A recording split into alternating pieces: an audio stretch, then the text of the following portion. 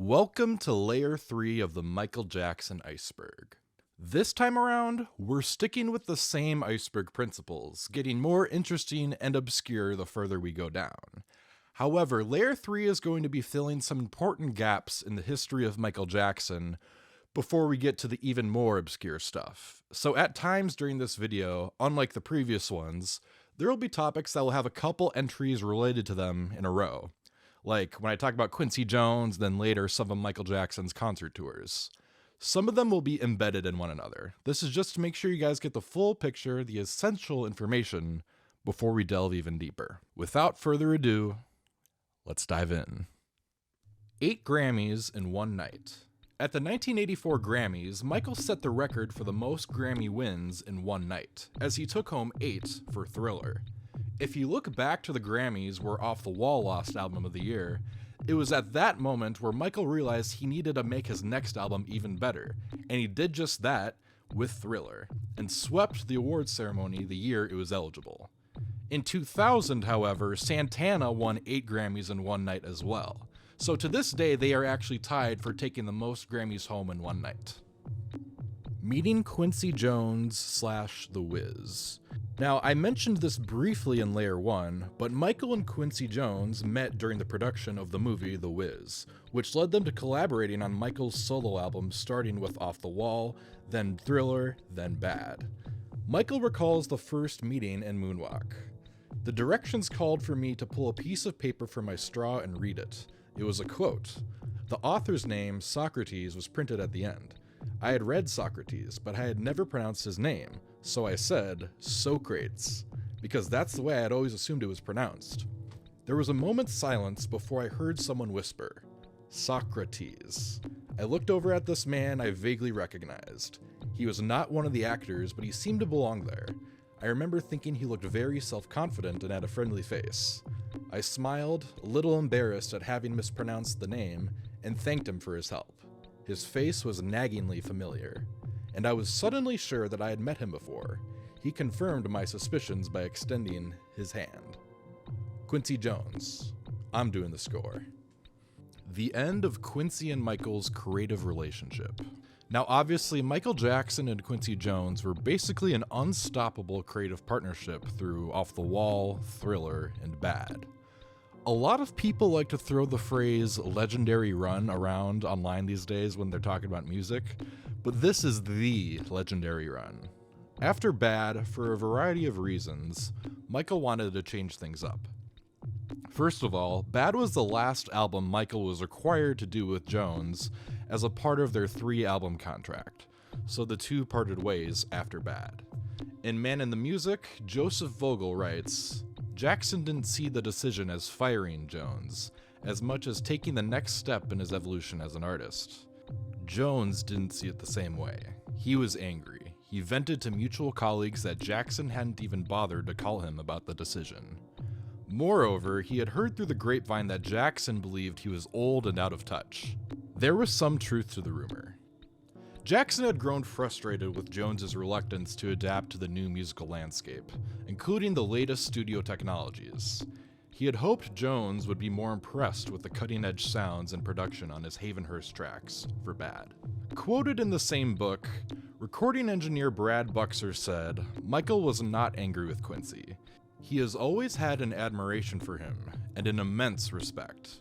But with Dangerous, Michael wanted to control the creative process from A to Z.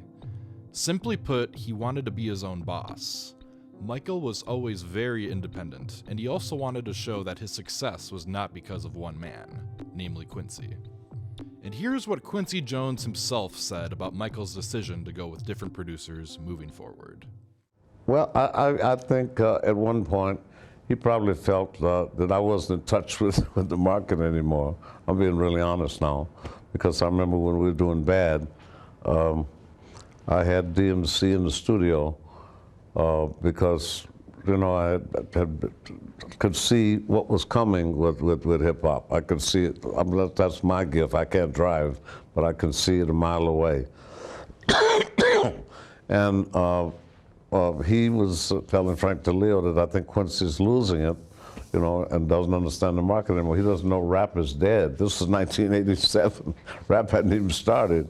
And by the time we did Back on the Block, 1992, it was all rap. And at that time, Michael was going after all of the big rappers, whether it was Teddy Riley, whatever, all the rap producers to spend 5 times what they were paying me, to produce his records and so forth. That's the way it was, Like a lot of pieces of Michael Jackson history, the possibility of Michael and Quincy continuing to work together after Bad is fascinating to think about, and what that could have sounded like. Regardless, it seems like Michael did what he needed to do. He didn't want to be pigeonholed into one sound or even just one producer, and he continued to make some of the best music of his career after he and Quincy parted ways. Eddie Van Halen on Beat It. Now, one of the best lightning in a bottle musical collaborations in pop history is without a doubt Eddie Van Halen's guitar solo on Beat It. He doesn't play guitar on the entire track, but the guitar solo section is unmistakably Eddie Van Halen. Michael had a masterpiece of a song there already, but Eddie Van Halen made it even greater. In a 2012 interview with CNN around the 30th anniversary of the Thriller album, Eddie Van Halen recalled the circumstances of the collaboration. Eddie said that Quincy Jones called him, asking him to play on this new Michael Jackson record they were working on. Once he finally got to the studio, he asked Quincy, "What do you want me to do?" And he goes, "Whatever you want to do." I listen to the song and I immediately go, "Can I change some parts?" I turn to the engineer and I go, "Okay, from the breakdown, chop in this part, go to this piece, pre-chorus to the chorus, out." Took him maybe 10 minutes to put it together, and I proceeded to improvise 2 solos over it. Now, in my mind, he's either going to have his bodyguards kicking me out for butchering his song, or he's going to like it. And so he gave it a listen, and he turned to me and went, "Wow, thank you so much for having the passion to not just come in and blaze a solo, but to actually care about the song and make it better." He was this musical genius with this childlike innocence. He was such a professional and such a sweetheart. Eddie did the solo for free, as a favor to Quincy Jones. And finally, here are some other things Eddie said in this interview about Michael that I thought were nice. "It seems like yesterday, doesn't it?" he says softly. "It would have been fun to work with him again. I have a lot of respect for Michael. He's going to be sorely missed. I'd be curious as to what he'd be doing right now." Anti-gravity lean patent. While Michael Jackson could do some incredible movements, the iconic lean he does in the Smooth Criminal video was not done without some help.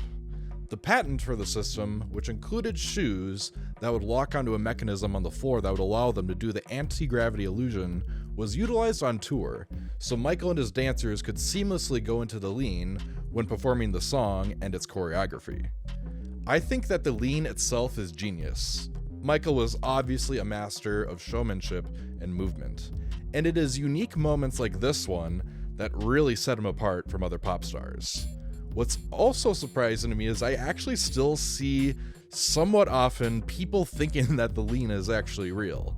And by real, I mean as in like unassisted without any mechanism. Michael really was so great that he convinced some people that he could do this all by himself.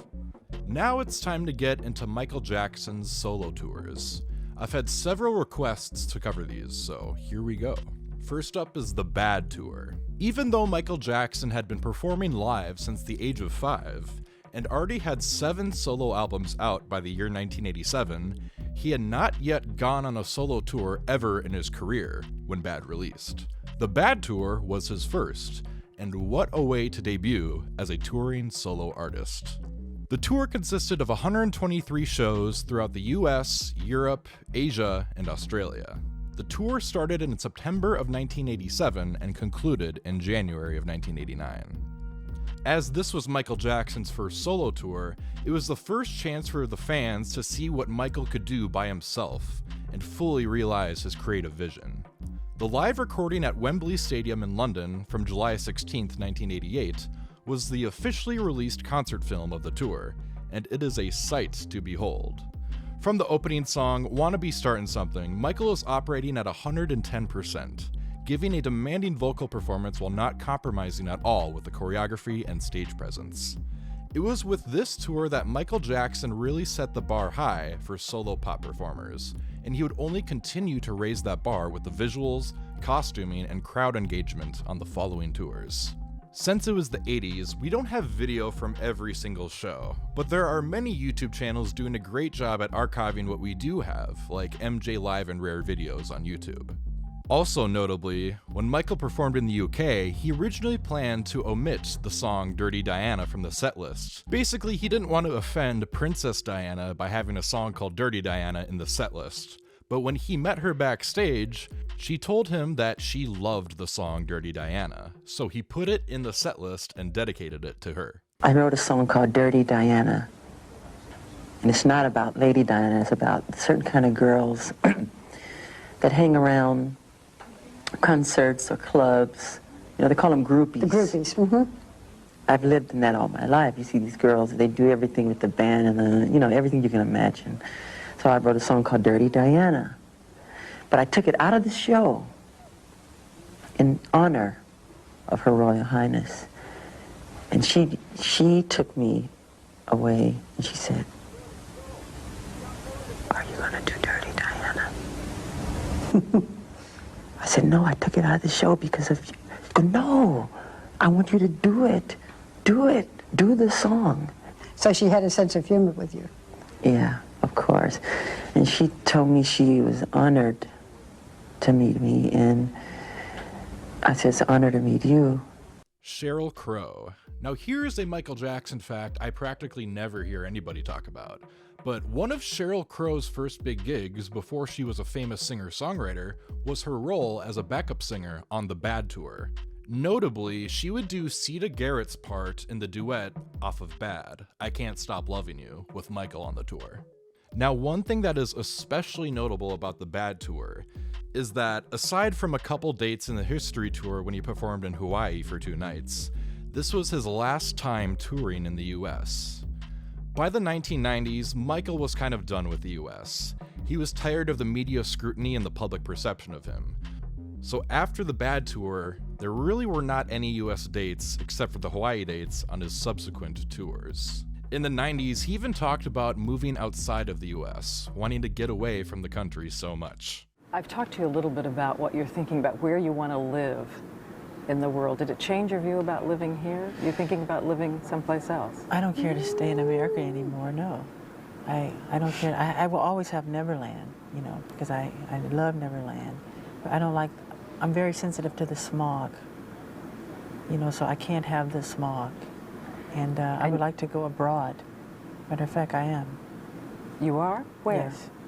Oh, I haven't decided the exact place yet. Probably South Africa. To maybe. live permanently? Maybe Switzerland. Lisa, are Can you we just in change, favor of it? Wait, just go into the fact that we don't live in separate houses to start Yeah, this we don't with? even. This is just. This is me dreaming. ridiculous. Wherever the camera is. Anyway, sorry. No, jump in. What do I feel about the overseas thing? I think that it's a nice place to visit, yes. I would like to have a house over there. Would be completely and utterly harassed beyond belief, but... Not to mention that in a 2003 TV special, Michael himself admits that touring takes a toll on him and he doesn't particularly enjoy it. The record company usually like for you to support your album and go on tour. And I don't like to. I do like relating to the fans, giving the fans a chance to see you face to face, because you go from Hong Kong to Africa to China to Brazil to, you know, Singapore, Switzerland, London, Paris, Russia, and the stadiums are just jammed, and the energy is great. It's fantastic. And we have I mean, I don't know how they enjoy the show, because it's festival seating. They don't want chairs. Even if there were chairs, they would stand on them and just... So we have a tent on the side. It's usually like 5,000 faints every night, and we have all these doctors and paramedics. But it's a difficult thing to tour. You go from one continent to another, you're sleepy, the time zones are different, you can't sleep after the show, the adrenaline is up here. Well, can we just do it again without the negative saying that you don't like the tour? Just 'cause I don't like it though. I know, but see, this I is, go through but what hell. Is it setting up though? I don't know. I go through hell touring. Okay, then I'll make it positive then. Yeah, it's just don't. For you know the truth. Yeah. Okay. And action, Michael. I love to tour. You guys must set up. Next, we move on to the Dangerous Tour. The Dangerous Tour had 70 shows across Asia, Europe, North America, and South America. The tour started in June of 1992 and concluded in November of 1993. There were almost 30 canceled dates on the tour, actually, due to health and other personal reasons. Unfortunately, some of these cities that Michael canceled shows in, he would never get another chance to perform in, like Dubai, New Delhi, and Hong Kong. However, from the Dangerous Tour, there is one definitive document of it that I love, and that is the Bucharest 1992 concert film. The professional recording of Michael Jackson's 1992 performance in the capital of Romania is one of the few official Michael Jackson concert films that was released on home video. It is an amazing time capsule of that moment in time for Michael. While Dangerous, an amazing album, did not sell as well as Bad or Thriller, the enthusiasm in the crowd was still at an all-time high, and it's just amazing to see. It is an incredible document of how legendary of a figure Michael Jackson was all around the world. There were over 90,000 people in the crowd that night. I know many fans watching this probably already own the DVD already, but if you haven't seen the concert film, it is actually free on YouTube. Highly recommend, definitely essential viewing for any Michael fan. Next was the History Tour. The History Tour was Michael Jackson's last world tour before his death. The tour had 82 shows across Africa, Asia, Europe, North America, and Oceania. While his entrance on the Dangerous Tour is easily his best, I do really love this weird spaceship alien thing he does as an entrance on the History Tour. And I just love the sci-fi outfit he comes out in. I just think it's so cool and one of his more experimental outfits. One interesting part of the History Tour was actually his Brunei performances for the royal family. He actually performed in the country twice in 1996. First in July, before the History Tour actually started, and this was essentially a Dangerous Tour show brought back for one final show. But on New Year's Eve 1996, Michael came back to Brunei with the History Tour fully in gear. The live recording of this one is a fan favorite. During one of his two performances in Seoul, South Korea, during Earth Song, a fan came onto the stage and onto the crane carrying Michael during the song, and Michael held onto the fan for that portion of the song. And again, this was sadly Michael's final world tour. Even though he released Invincible a few years later, he did not want to tour for that one. But I'd be lying if I said I don't wonder sometimes how amazing an Invincible tour could have been. Someday I may make a video that takes a deeper dive into these tours. I know this is a very brief recap, but someday I could compare and contrast them and maybe even rank them. Let me know in the comments if that's something you'd like to see. Simpsons episode. Season 3, Episode 1 of The Simpsons, Stark Raving Dad, features a guest voice appearance from Michael Jackson himself. Michael was a fan of The Simpsons and had reached out to the creator of the show about making a guest appearance. Jackson voiced the character Leon Kompowski, but went uncredited.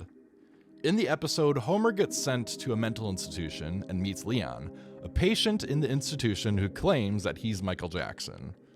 While Michael Jackson voices the character's speaking lines, due to contractual reasons, he wasn't able to voice the singing parts of the character, and Kip Lennon voiced those parts instead. Michael also wrote the song Happy Birthday Lisa, which was featured in the episode and later featured on the compilation album Songs in the Key of Springfield. It's not from this episode, but he also wrote the song Do the Bartman from the Simpsons Sing the Blues album, but went uncredited due to contractual reasons. However, he does do backing vocals on that song. The song actually topped the charts in several countries. As for the episode Stark Raving Dad, where Michael voices Leon, it was pulled from streaming services in 2019 after the release of Leaving Neverland, and has yet to return. Berlin Balcony Incident. In November of 2002, when Michael was staying at the Hotel Adlon in Berlin, Germany, like fans always do when Michael comes to town, they would camp outside his hotel room. Michael came out to the balcony to say hi to the fans and wanted to show them his son, Blanket, who now goes by the name BG. In doing so, he dangled him over the balcony railing for a second, holding on to him the entire time, then brought him back inside. However, this brought lots of backlash, with many criticizing him for putting his child in a potentially dangerous situation, holding him out at such a high height. According to MTV, soon after the incident in 2002, Michael released a statement through his lawyer saying that it was a terrible mistake, and that, "I offer no excuses for what happened. I got caught up in the excitement of the moment. I would never intentionally endanger the lives of my children." In the Living with Michael Jackson documentary, however, he defends his actions. Elizabeth Taylor friendship. I briefly mentioned Elizabeth Taylor in Layer 1, but she was one of Michael Jackson's greatest friends throughout his life. They first met in the 1980s, after Elizabeth Taylor saw him live with the Jacksons, as she recalls here. The story of your friendship with him, how did that begin? I went to a concert, and I couldn't see a thing. I was way up in it was at the stadium, and I couldn't see a thing. And I brought 30 people, and we couldn't even hear. So we went home to watch it on television by disc. And Michael heard that I had left halfway through and called me the next day and was like in tears because he'd heard that I'd walked out. I hadn't walked out. I just couldn't see anything. And then we talked on the phone for about 3 hours, and from there on in, we talked more and more on the phone. Then we met and spent more and more time with each other, and just became really good friends, told each other everything. Why'd you like him so much? We're very much alike. Are you? Yes. We both had horrible childhoods. Well, working at the age of 9 is not a childhood. He started at 3. And that certainly isn't a childhood. Throughout the years, the two would be seen together at events, supporting one another. She was one of Michael Jackson's closest friends. Heal the World Foundation. The Heal the World Foundation was Michael Jackson's charity organization that was founded in 1992 and ceased operations in 2002. The charity, of course, was named after the dangerous ballad, Heal the World. Given Michael's passion for humanitarianism, it was through this foundation that he helped make changes he wanted to see in the world. The organization set out to fight world hunger and homelessness, as well as helping underprivileged children and more. All profits from the Dangerous Tour were actually donated to the Heal the World Foundation as well as other humanitarian organizations, which isn't really something you see nowadays with the big pop tours. I mean, sure, you'll come across some concerts where there will be a portion of every ticket sale going to a charity or something, but you really never see artists going on a huge tour and giving all of the profits to charity on such a large-scale tour. Michael was really putting his money where his mouth was. However, Michael Jackson's humanitarian legacy continues to live on, as his son, Prince Jackson, co-founded the Heal Los Angeles Foundation in 2016, inspired by his father's humanitarian efforts. To this day, Prince Jackson is very outspoken about these humanitarian efforts, and every year they host a party at Havenhurst called Thriller Nights, with the proceeds benefiting the Heal Los Angeles Foundation. KFC. Now, this is more along the lines of fun trivia, but Michael Jackson loved KFC.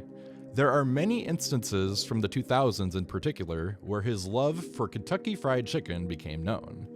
During Michael's 2005 trial, passenger profiles from his private flights were brought into evidence, and they showed the food preferences of him as well as his children. For Michael Jackson's food preferences dated September 1, 2003, they had the same thing for breakfast, lunch, and dinner from KFC. KFC original chicken breasts, mashed potatoes, corn, biscuits, scrambled eggs with strawberry jelly, gravy, and spray butter. And a funny note at the end of the lunch section, it says, If traveling for a number of consecutive days, we'll try other forms of chicken, but would still like the KFC. Over the years, Michael's friends and collaborators have shared stories about his love of KFC, like this one from Magic Johnson, told at Michael Jackson's funeral. He was everything to me. So I went over to his house to have dinner. The chef came out and said, "What would you like?" I said, "Some grilled chicken." So as we began to talk about the video and what he wanted me to do, the chef bought me out the grilled chicken, but he bought Michael out a bucket of Kentucky Fried Chicken. And I went crazy, like, wait a minute, Michael, you eat Kentucky Fried Chicken? That made my day. That was the greatest moment of my life.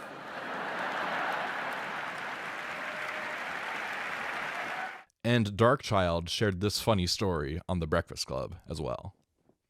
And the coldest thing I saw Mike do was a friend of mine. He ran EMI Publishing. Big John, Big John Platt.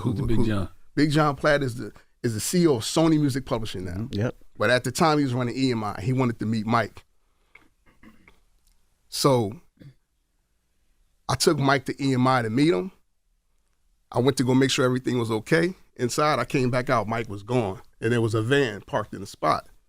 I'm like, "Oh, what happened? Where'd he go?" Mm-hmm. The guy got off the van and said Mike wanted some fried chicken. So he went up the block to Kentucky Fried Chicken. Go get some chicken. That's how he was. Didn't let Weird Al parody Black or White. The king of parody songs himself, Weird Al Yankovic, always asks for permission before he parodies an artist's song. Legally, he does not need to ask the artist for permission, but he does this as a courtesy anyway. Over the years, Weird Al has parodied many of Michael Jackson's songs, but when he told Michael his idea to parody the song Black or White, Michael told him no.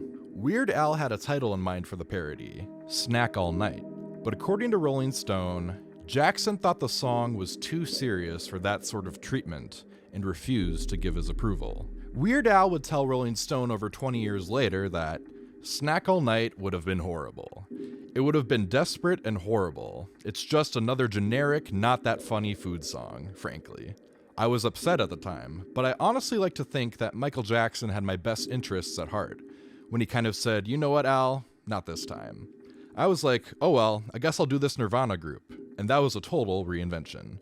Shortly afterward, I realized that Michael Jackson turning me down was the greatest thing that ever happened to me. Black or White Panther Dance. The last 4 minutes of the Black or White music video caused controversy, and they were eventually altered in response to backlash. At the end of the Black or White music video, we follow a Black Panther, which eventually morphs into Michael Jackson. Michael then dances powerfully to no music at all, and then breaks windows on a car and dances on top of it. At one point, he zips up his pant zipper. He then destroys more windows. In the original version of the video, these windows were just plain windows, but in later airings of the video, graffiti of racist statements were added to the windows that Jackson destroyed. In the UK, 30 seconds of this section were removed entirely before the video premiered there. According to a piece from the Seattle Times on November 16, 1991, all 3 networks were inundated with calls from parents angry about the 11-minute video's final portion, which included scenes of Jackson grabbing his crotch and smashing car windows with a crowbar. "It was horrible. People are complaining," said Danielle Parker, a Fox spokeswoman, who added that the network's New York office received hundreds of phone calls. They're saying they don't understand it, and that it was pretty gross. KCPQ-13, Fox Seattle-Tacoma affiliate, received 40 to 50 calls, said station general manager Roger Ottenbach. The response was similar, he said. Parents were upset about the sex and violence in the last part.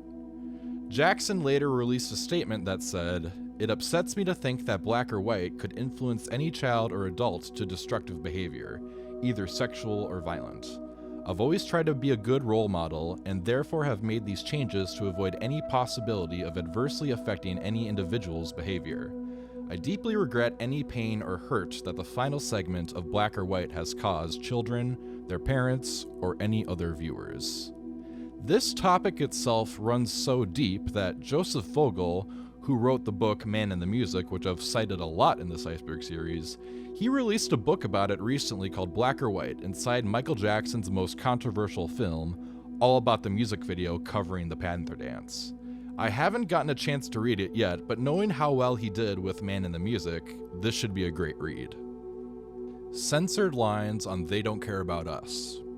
If you go and listen to Michael's song They Don't Care About Us, you will notice that there are a couple of distorted, censored lines. That is because in the original version of the song, he used ethnic slurs in the lyrics that are offensive to Jewish people. Right before the release of History, the New York Times published an article titled, "In New Lyrics, Jackson Uses Slurs." In response to a reporter's query about the lyrics of They Don't Care About Us, Mr. Jackson gave a statement to the New York Times this afternoon. It said, "The idea that these lyrics could be deemed objectionable is extremely hurtful to me, and misleading. The song, in fact, is about the pain of prejudice and hate, and is a way to draw attention to social and political problems. I am the voice of the accused and the attacked. I am the voice of everyone. I am the skinhead, I am the Jew, I am the black man, I am the white man. I am not the one who was attacking. It is about the injustices to young people and how the system can wrongfully accuse them. I am angry and outraged that I could be so misinterpreted." Michael Jackson's manager at the time, Sandy Gallin, is also quoted in the piece. When asked yesterday about the lyrics of They Don't Care About Us, Sandy Gallin, Mr. Jackson's manager, said in an interview that they should be taken in context. "When I heard those lyrics, I thought they were brilliant," he said. He's saying, stop labeling people, stop degrading people, stop calling them names. The song is about not being prejudiced. To take two lines out of context is unfair. However, even though Michael and others in his team defended the lyrics, there continued to be backlash. The day after the original New York Times piece was published, they reported that two leaders of Jewish organizations took issue with the lyrics. "It's the ambiguity that I'm afraid of when it reaches his 20 million buyers around the world," Rabbi Marvin Heer said. Neither of the Jewish leaders said they would demand any action by Mr. Jackson, but they suggested he include an explanation of his intentions in the album package. The day after this was published, however, Michael apologized and announced he would include an apology in future pressings of the album. Days later, Jackson said that he would re-record the song, changing those lyrics, but instead they just censored the lyrics on future pressings of the album, which is why you hear those distortion sounds on the song today. However, the apology message he made is still made its way onto the album booklet. The message in the album booklet reads, "There has been a lot of controversy about my song, They Don't Care About Us. My intention was for this song to say no to racism, anti-Semitism, and stereotyping. Unfortunately, my choice of words may have unintentionally hurt the very people I wanted to stand in solidarity with. I just want you all to know how strongly I am committed to tolerance, peace, and love, and I apologize to anyone who might have been hurt." Slash. Slash, the lead guitarist of Guns N' Roses, worked with Michael Jackson several times. The two first got together to talk about potentially collaborating on a couple songs from Dangerous, Black or White and Give In To Me. Joseph Vogel writes in Man in the Music, "The meeting with the legendary guitarist took more than a year to coordinate. Like many other collaborators, Slash wasn't sure what to expect from the pop star. He had grown up listening to the Jackson 5 and admired Jackson's abilities, but all he really knew about the artist came through his music and media accounts. After finally meeting Jackson in person, he came away impressed. He's a fucking brilliant entertainer," Slash acknowledged. "A complete natural. He's the only guy I've ever met that's real for that kind of music."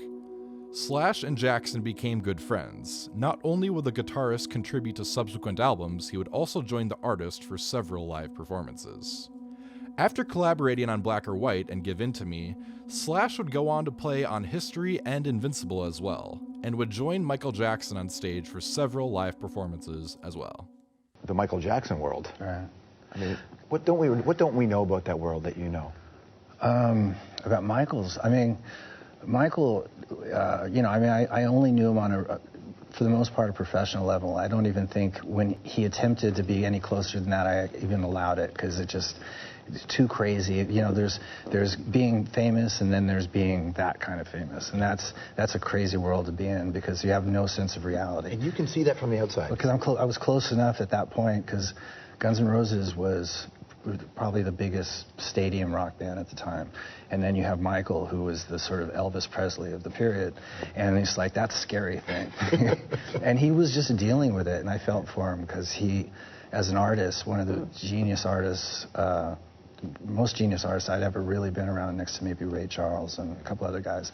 And you know, sort of stuck in this world where nobody is real. You know, nobody will talk to him in a real fashion. Everybody's sort of around him so they can gain something from him, and so on and so forth. It's a very lonely situation. Frank DiLeo.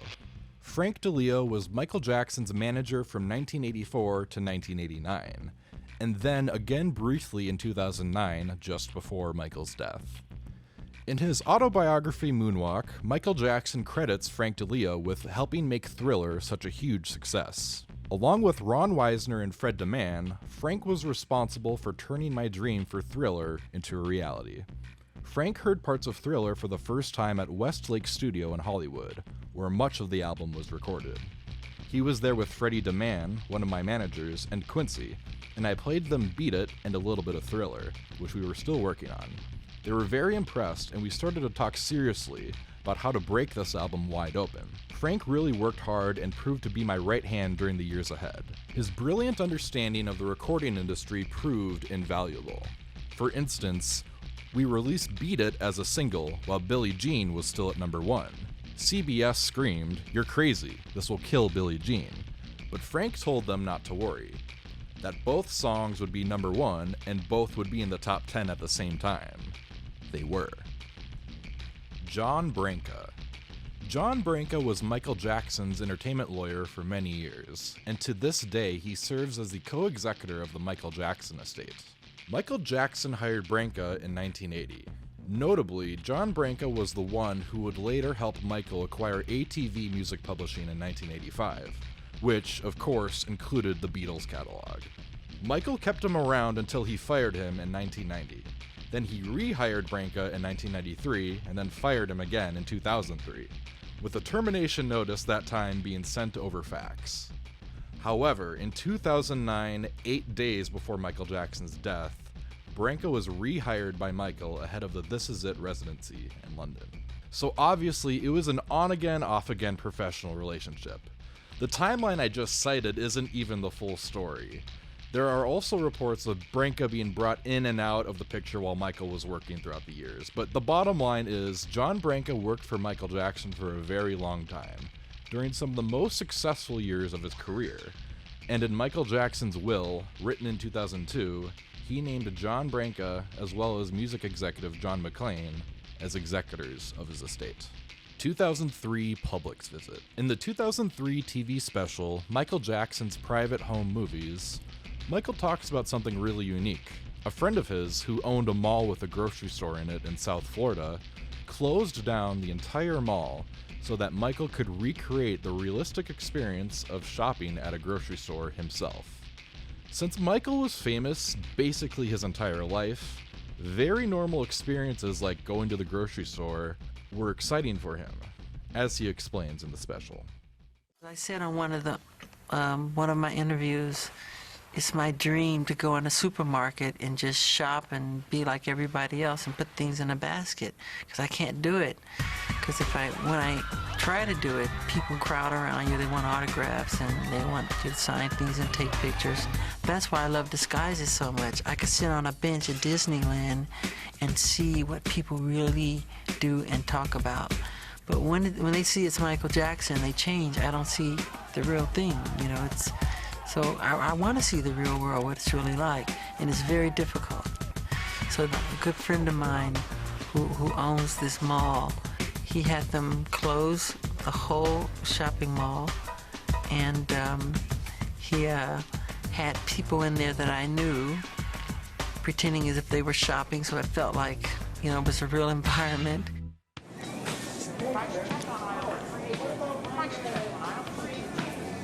Had my cousins dressed like they were bag boys, and I went shopping. It was great. They planned everything right down to the music.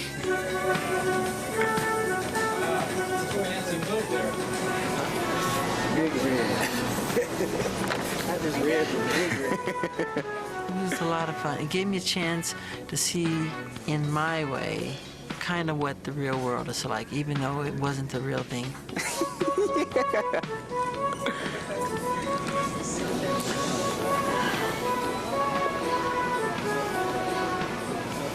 Eventually, I started recognizing people like the woman in the blonde wig is my nanny. Michael Bay.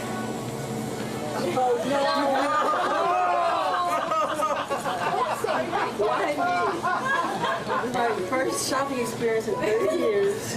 Just remember, Michael Jackson ice cream. Which is like being at Disneyland, in my opinion, because I got to do something that I usually don't get to do. Toto was the backing band on Thriller. A surprisingly less talked about fact is that the four members of Toto, Steve Lukather, Jeff Porcaro, Steve Porcaro, and David Paich, all played on Thriller. The connection came from Quincy Jones, who had worked with the band a couple times before. From Man in the Music, Joseph Vogel writes, "Unlike most rock bands at the time, they understood R&B and enjoyed working with black artists. They subsequently played a big role on Donna Summer's self-titled album, also produced by Jones. This chemistry and trust mattered. Members of Toto ended up featured in some capacity on every single track on Thriller, most significantly on Human Nature, which was co-written by Steve Porcaro and John Bettis. And earlier, I talked about how Eddie Van Halen played the guitar solo on Beat It, but the main guitar riff on that track was played by Toto guitarist Steve Lukather. One huge overlooked part of Michael Jackson's history was how great he was at picking and utilizing collaborators. Not just any rock band could achieve the variety of sounds that he wanted, but Toto helped him make his masterpiece. Collaborations with Freddie Mercury. Queen frontman Freddie Mercury is widely considered to be one of the greatest singers and performers of all time. And of course, Michael Jackson was a fan. Michael would go see Queen when they would come to LA, and eventually him and Freddie got in the studio to work together, multiple times for multiple songs. However, there's actually a lot to go into here when it comes to Michael Jackson and Freddie Mercury's relationship. According to Joseph Vogel's book, Man in the Music, Freddie Mercury cited Michael Jackson as an inspiration for their song, Another One Bites the Dust. Credit for the song should go to Michael Jackson in many ways, said Mercury. He was a fan and friend of ours and kept telling me, Freddie, you need a song the cats can dance to. John Deacon introduced this riff to us during rehearsal that we all immediately thought of as disco, which was very popular at the time. We worked it out, and once it was ready, played it for Michael. I knew we had a hit as he bobbed his head up and down. That's it, that's the gravy. Release it and it will top the charts, he said. So we did, and it did. The Jacksons song, State of Shock, featuring Mick Jagger, was originally recorded with Freddie Mercury, also explained in Joseph Vogel's book, Man in the Music. According to Mercury, Jackson had called him to check if he was available before proceeding.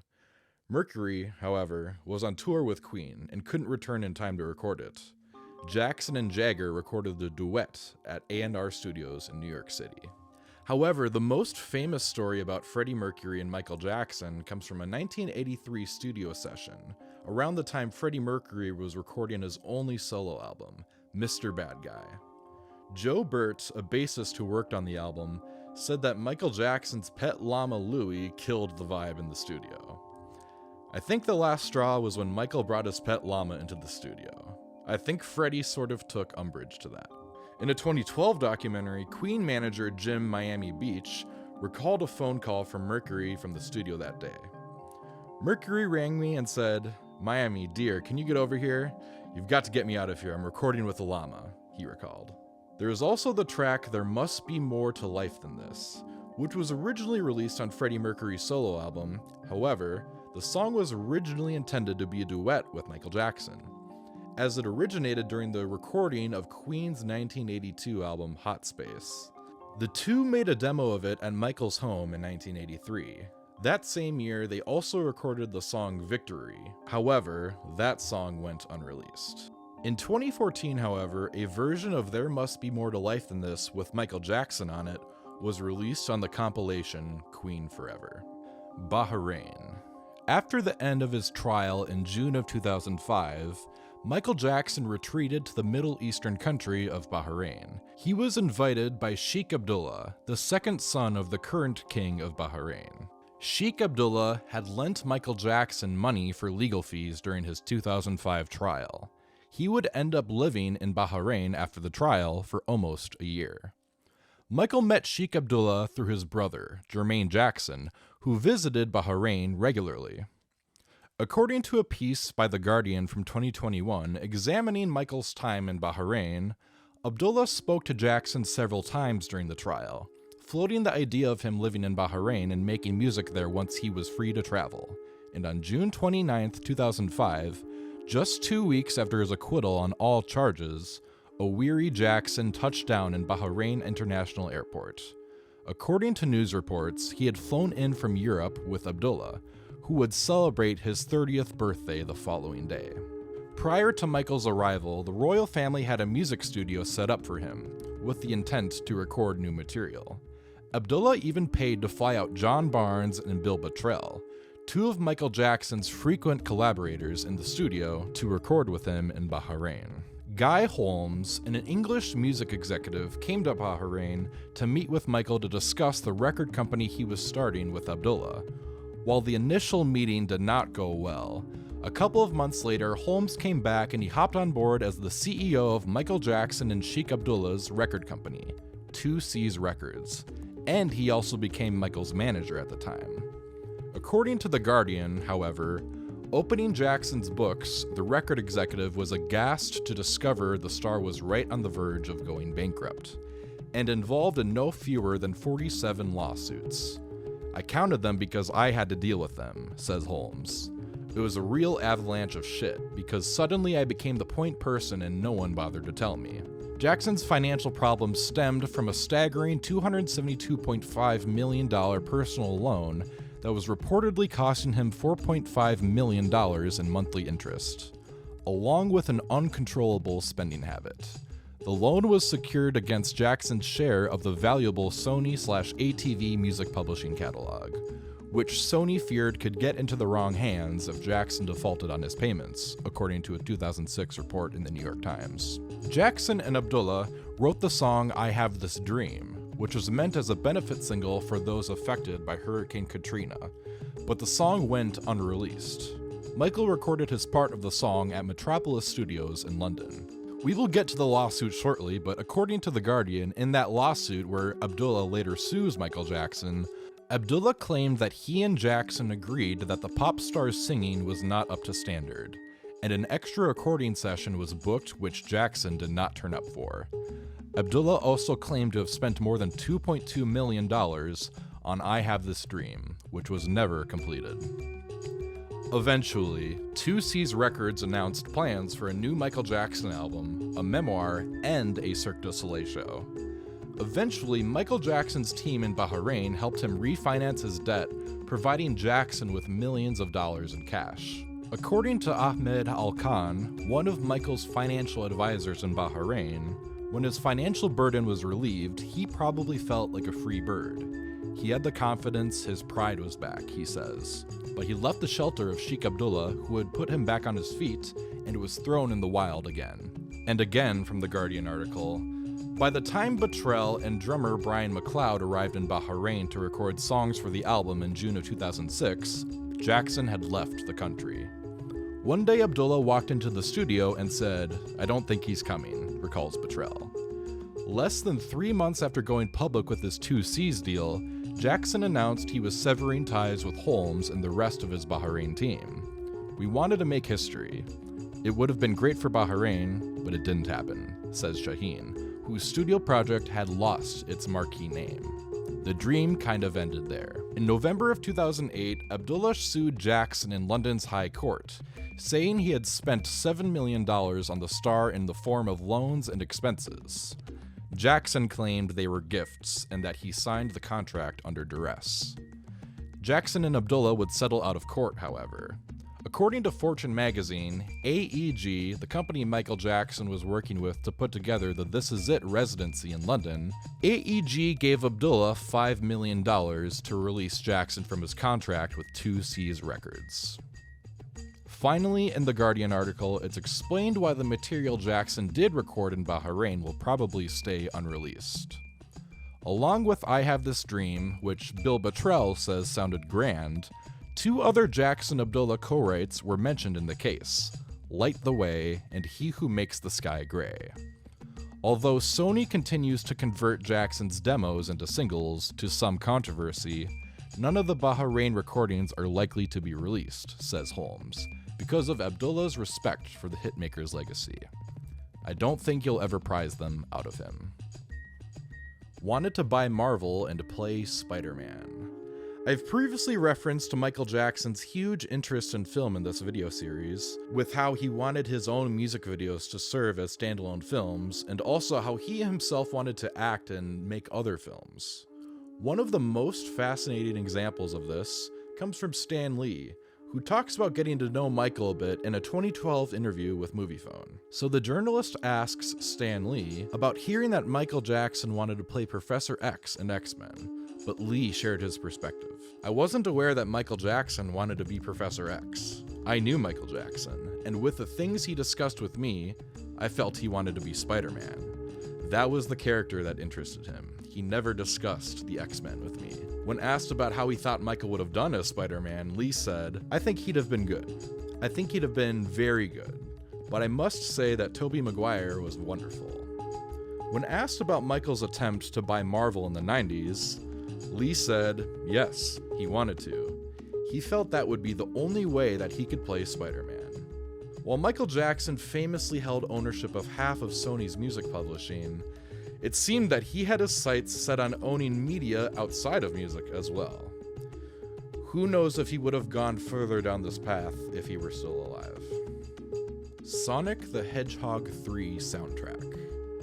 Michael Jackson first worked with Sega on the Moonwalker video game, but his reported involvement in the music for Sonic the Hedgehog 3 was just a rumor for many years. But in 2022, co-creator of Sonic the Hedgehog, Yuji Naka, posted on Twitter confirmation that Jackson made music for the game. In the song for the Carnival Night Zone stage, there are some clear similarities to Jam, and the end credits song to the video game sounds very close to Stranger in Moscow. But timing-wise, this is pretty interesting because the video game came out in 1994, but History, which has Stranger in Moscow on it, did not release until 1995. So the people that beat Sonic 3 basically got a sneak peek at a great new Michael Jackson song without knowing it. Tom Sneddon and DS. During the allegations section in Layer 2, I mentioned Tom Sneddon, the district attorney of Santa Barbara County that led investigations into Michael in the 90s and the 2000s. But when I previously covered the History album, I did not mention the fact that much of the album's lyrical content was inspired by Michael's anger and frustration after the 1993 allegations. Not only did Sneddon lead investigations into Michael Jackson, it was Sneddon who ordered that Michael come into the police station for those photographs of his private areas. The most obvious example on the album where Michael talks about the legal proceedings is the song DS, which is a straight-up diss track targeting Tom Sneddon. Now, Michael doesn't directly use Tom Sneddon's real name in the song to avoid legal issues. So in the song, he changes the name to Don Sheldon, which is close enough for everyone aware of the situation to know who he is referring to. According to his archived profile on the National District Attorney Association's website, Tom Sneddon himself said this of the track: I have not, shall we say, done him the honor of listening to it, but I've been told that it ends with the sound of a gunshot. Don't Matter to Me by Drake. Another controversial posthumous Michael Jackson release comes in the form of the Drake song Don't Matter to Me, off his 2018 album Scorpion. The song featured Michael Jackson's vocals from an unreleased track from 1980, and Drake got the rights to use them on the song.